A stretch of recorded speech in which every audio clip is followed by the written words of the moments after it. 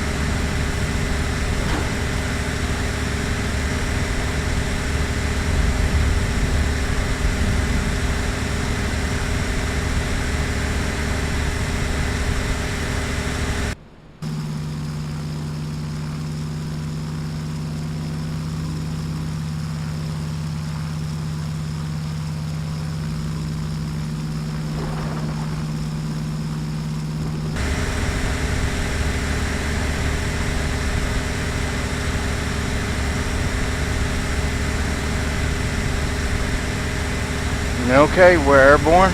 Gears up, flaps are retracted, ready to turn on to our heading.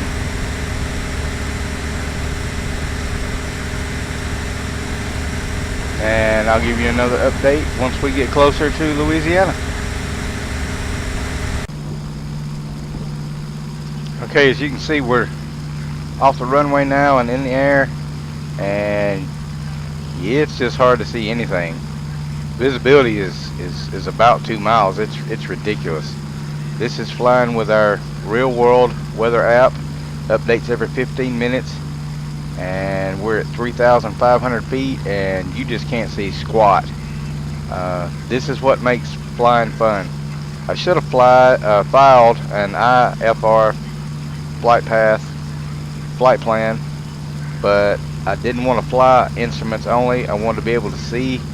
VFR is a lot more fun. It's not something you do in the real world, but damn it, it's a simulator, and I just didn't want to take the time to have to follow instructions from a controller this morning.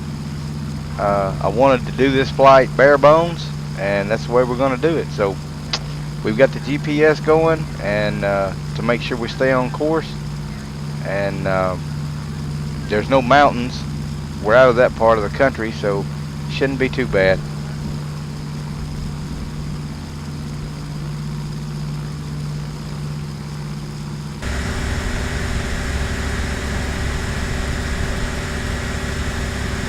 And as you can see out the windshield, you can't see anything yet. Oh, this is gonna be fun.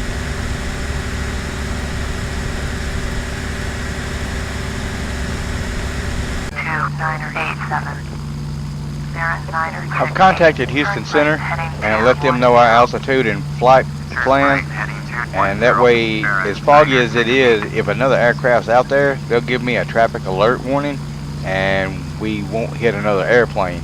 And I've seen several in the sky this morning, so I just did it for safety. Turn right, heading 245, Baron 968.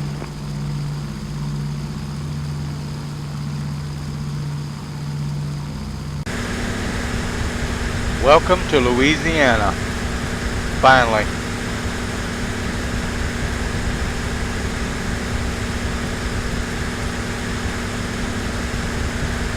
As you can see, our weather hasn't improved a whole lot. Focus approach, Viper November 8064 with you, 6000. Viper November 8064, Focus approach, roger, current altimeter 3007.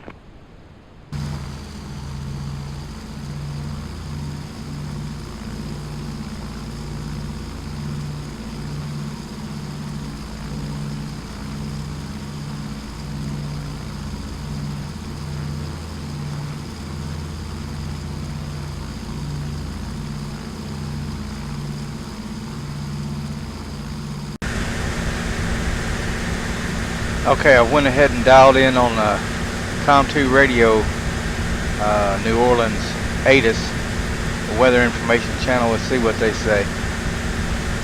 New Orleans Airport information, Mike 2015 Zulu, wind 132 at 9er, visibility greater than 20 miles, sky conditions, U clouds at 3,000, U clouds at 7,000, ceiling 13,000, broken, temperature 2.21, altimeter 3009er, ILS, runway 10, landing and departing runway 10, VFR aircraft state direction of flight.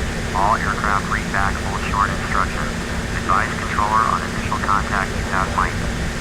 New Orleans Airport. Okay, so they're reporting 9-mile-an-hour winds. That's good. Visibility is greater than 20. That's good. And there are clouds at 3,000. Yeah, no shit. That's what we've been flying through all morning. Runway 10 is the active runway, so I'll go ahead and be able to set that radio before we get there, and maybe we'll have a decent landing.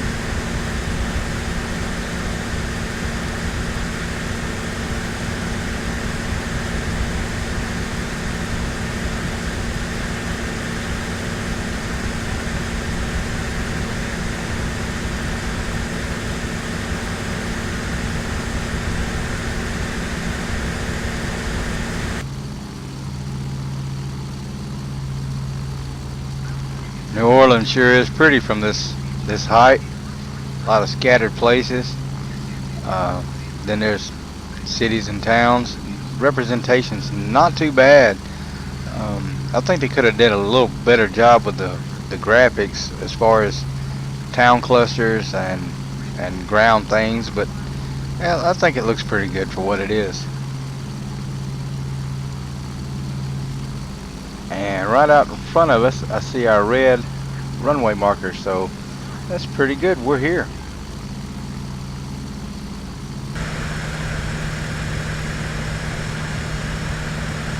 Tony 072, you are leaving my airspace. Frequency change approved.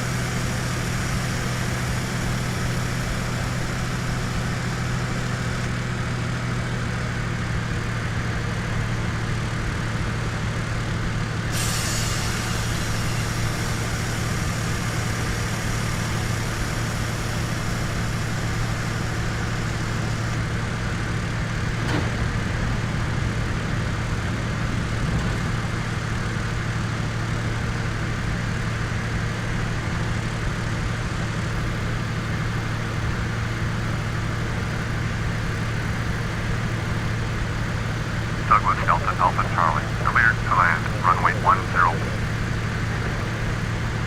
Cleared to land, runway 10. Douglas Delta Alpha Charlie.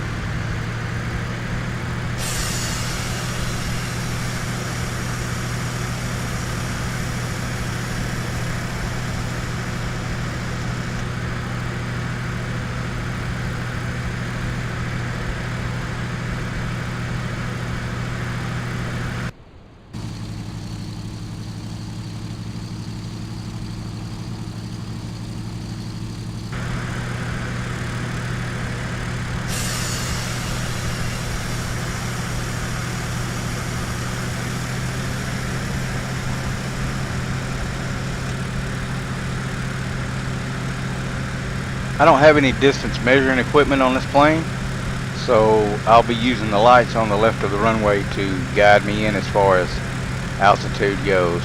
Right now it looks like I'm a little low.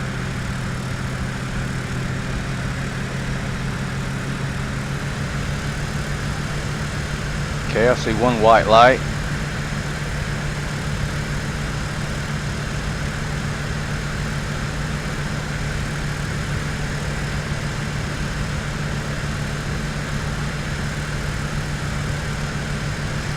And there's two, so we'll start our descent now.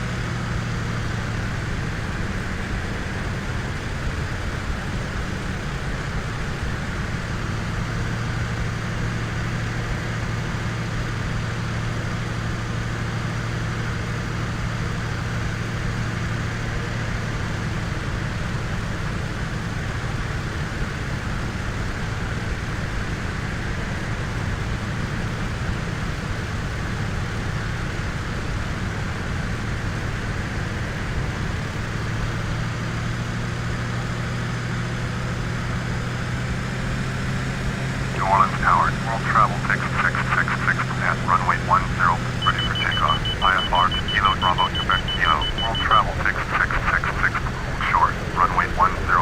Traffic is Douglas EC3 on short final. Hold short, runway 10, world travel 6666.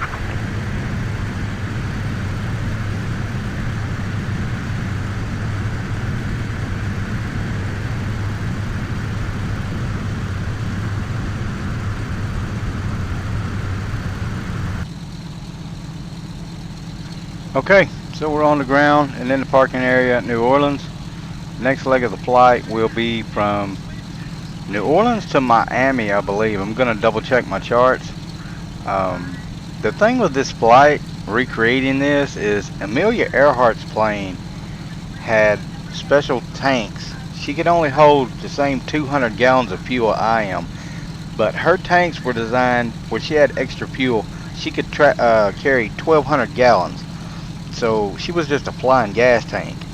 I have to simulate that on longer trips, as far as if I get over the ocean and get low on fuel, I have to just manually tell the fuel tank I want to add so many 100 gallons, and it'll do it in Flight Simulator. So I can do that for the long ocean parts.